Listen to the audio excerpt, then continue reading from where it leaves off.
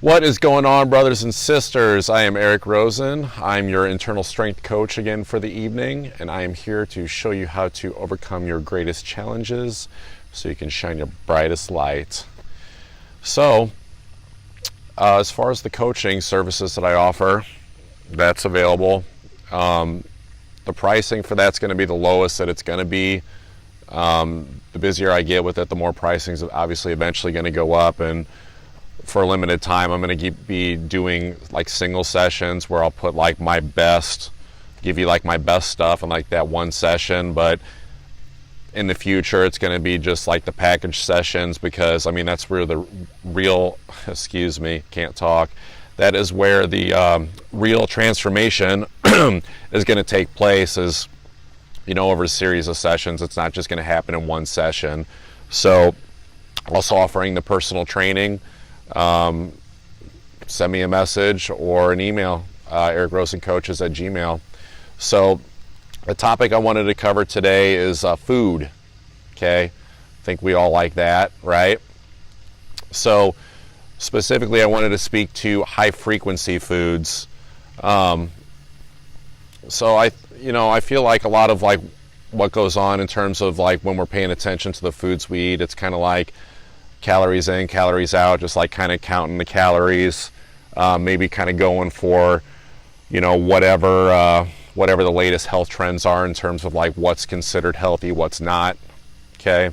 Obviously keto is like exploded lately. It's, you know, not my cup of tea, but nonetheless, you know, the thing is that when you're calorie counting foods, it's not taking into effect the frequency of the foods.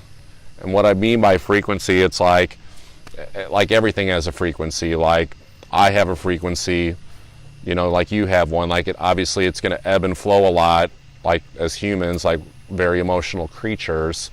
So I'm going to put out, you know, like a low vibe frequency when I'm angry or I'm sad, and I'm going to put out like a high vibe frequency that like people like when I'm like happy and joyful. So foods aren't different. So when you consume a food, you're taking on like that frequency. So that's why it's important to eat like whole organic, you know, foods that come direct from the earth, like high frequency stuff, not, you know, like the chickens that were like all cooped up in the cages, or like the pigs that were slaughtered, like that's a frequency, you know, like the way that, you know, these animals are handled, you know, before they die and before they make it to your table. Or, you know, if you're doing like conventional stuff, you know, like pesticides on produce, you know, the hormones that get put into animals, if you're doing conventional. And then like if you're eating processed foods, like the manufacturing process, I mean, a lot of that's synthetic bullshit. I mean, there's no way that's going to be like high frequency stuff. It didn't even come from the earth to begin with. You know, it's like a man-made substance that was made in a lab somewhere so that you would like it, basically, and keep buying their shit. Looking at you, Oreos. Stop putting your Oreos in the checkout line. So, you know, when you take on these frequencies, it's like,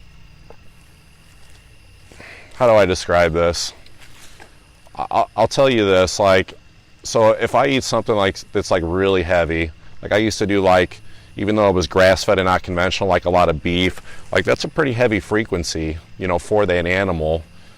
So, you know, I would feel kind of like a little bit more tired, a little bit more sluggish. You know, it's kind of hard on the liver anyway, the digestive tract, and I generally just didn't like feel like I was like performing my best.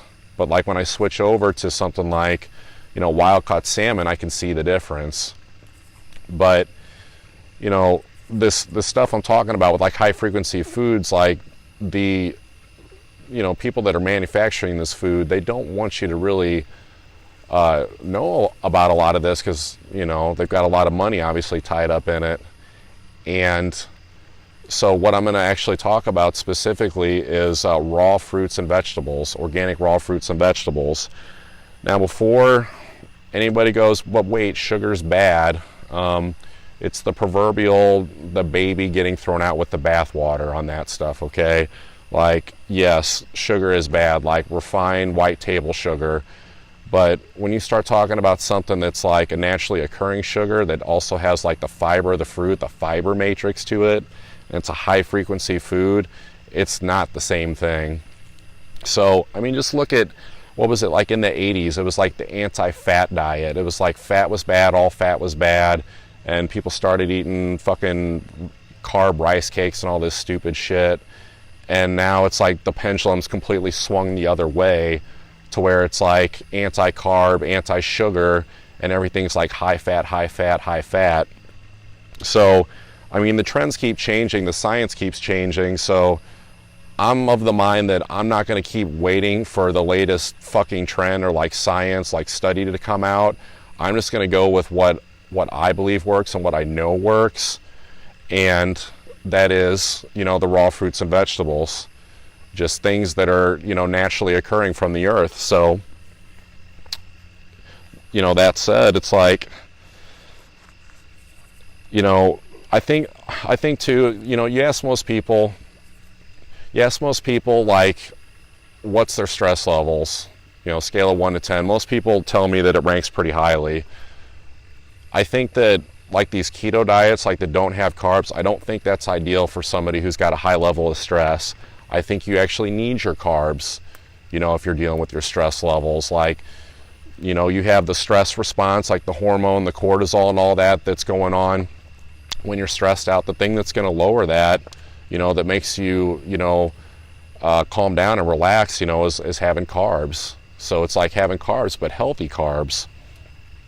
And I think that, you know, with this keto diet stuff, sometimes people will pair that like with a lot of training, a lot of fitness stuff, and then I'll talk to people and they'll be like, yeah, so-and-so, like they're in really good, you know, like their boyfriend, girlfriend, they're in really good shape and they eat like keto and they do all this stuff, but like they never want to have sex. Well, no shit, because like your hormones are like jacked because you like never eat any carbs and like you're training in the gym all the time.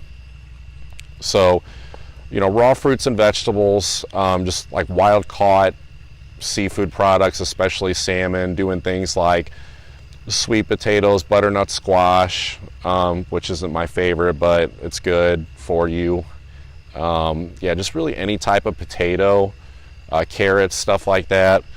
And just really just like, we eat way too much fucking protein in this country. It's just like keeping the protein down, keeping the fats down, and giving your body like an actual chance to recover. So that brings me to, you know, kind of like the action item, if you choose to accept it, is for 4 to 6 weeks, nothing but raw fruits and vegetables. It might sound like harder at first than what it actually is, but it's really not. Essentially, you're just, you know, like for people that are like overweight and they've got years and years of like weight built up and toxins in their body, I would say nothing but raw fruits and vegetables. If you're someone like who needs to like not lose a ton of weight, but you just like want to get healthier, then yeah, you still need to like throw in some protein, some salmon, you know, maybe a little bit of nuts and stuff like that. But people that are like freaked out that they're going to like lose muscle mass, like from not like eating any protein for that long, like it's just ridiculous. You know, like it's not, you do not need as much protein as you think that you do.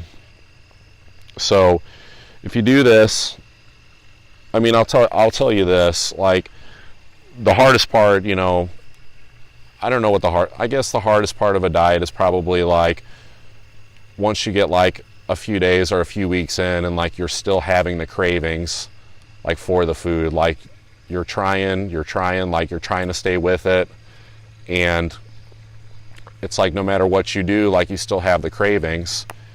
And so there was a time when, you know, I would do like the once a week cheat meal. I would eat out once a week. I would eat the bad food, you know, for, you know, like the 80-20 or 95-5 rule or whatever, you know, paired with the weightlifting. And I would get to the point where like I went to like a casino buffet. Long story short, like I didn't feel well after it, and I was just like, I'm done. I'm fucking done. I'm tired of like feeling good most of the time, but then like not feeling that great after I do these cheat meals, even though everybody buys into the idea, especially in the fitness community. And I just started eating pretty much whole healthy foods. It wasn't like this diet at that time, but what I can tell you is that it took me about 6 weeks to like get over like the cravings of like wanting any bad shit. 6 weeks. I think it takes that long for your gut bacteria to kind of like start to kind of transition, for the cells to kind of start to turn over to where you don't want that bad shit anymore. So, you know, if you guys choose to do like any type of diet or this, like just know that it's going to take some time to get over the cravings. But the great thing about it is, it's like if you start craving like ice cream or some shit, just eat more fucking fruit. Like eat more fruit. Like it's not bad for you like people say that it is. I'm going to bang the drum for that. Like, you know, I'm just going to keep banging the drum for it. So, you know, during this time, you're going to be avoiding wheat, eggs, you know, white sugar, you know, corn, gluten. You know, if you guys are buying like the gluten-free stuff at the store that like normally, if it didn't say gluten-free, like it was a product that would have gluten in it, just don't. A lot of times it's fucking worse than if they just left it alone. Like the gluten-free bread, like the stuff that they did to get the gluten out of that bread, that process is probably worse than if you just ate the fucking regular bread.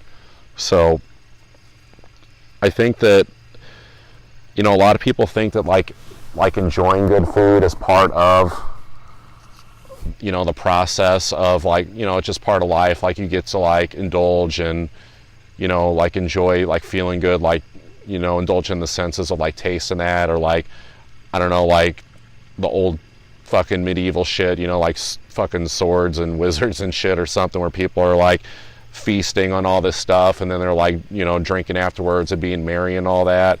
And I think that's still like okay in a worldly sense, but in this country, like we're just exposed to too much shit, just too many toxins, too much shit in the environment, too much shit in our food supply. You know, we're stressed as fuck, and that's why we need to like, it's harder for us. Like that's why there's so many people that are obese too. Like it's harder for us to do this because we have all this to contend with. So, you know, I think that, you know, for you guys that, you know, have always like wanted to make a change but you haven't, I think you might be resistant to that change. I think you might be feeling kind of like stuck, but I think it's like time to break the cycle. You know, you can keep hoping that things are going to change and stay in the same place, or you can just even ignore the elephant in the room, but at some point you're going to have to take action and do something about this. And I know it can become hard too, because there's a lot of misinformation out there on what's healthy and what's not. This is super fucking simple. Raw fruits and vegetables. Like, you don't need to like buy a program. You don't need to hire a dietitian. You don't need to hire a coach, a personal trainer, like any of that stuff. Like, you want to see transformation happen, just fucking do this for 4 to 6 weeks and just see what happens. You know what, you know, it's like getting back to like a lot of people talk about where they were in some place where they used to be fit, now they're not, and they don't know how to get back there, and they don't know if they'll ever be back. It's like, it's time to turn the wheel. It's time to complete the revolution and just like take action on it. You know, don't let, you know, like food addictions, don't let, you know, the manufacturing companies, the media, like rob you of your personal power and your vitality, you know, and leave you feeling in like this hopeless place, like where you don't know how to get better, because it's really not as hard as people make it out to be. A lot of things aren't, and this is just one of them. So, you know, get excited and just go for it. You know, trust your gut and just go with it. You know, like, I'm sorry to like all like my Advocare friends and stuff, but like, you know, if you like, you know, if your clients of Advocare and you're buying their products, but you're still eating like tons of protein and high fat and drinking and all this stuff, like, it's just like you're just spinning your tires in the mud. You know, you want real change, use food as healing foods. use foods to heal. Yes, there's a time and a place for supplements, absolutely.